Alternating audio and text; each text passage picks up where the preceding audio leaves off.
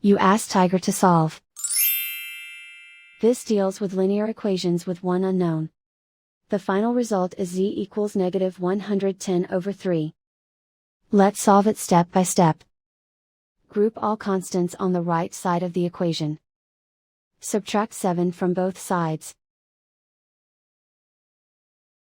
Simplify the arithmetic.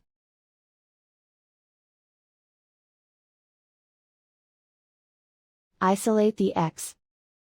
Multiply both sides by inverse fraction 10/3. Group like terms. Multiply the coefficients.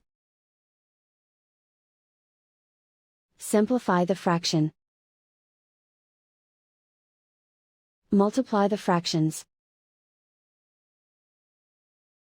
Simplify the arithmetic.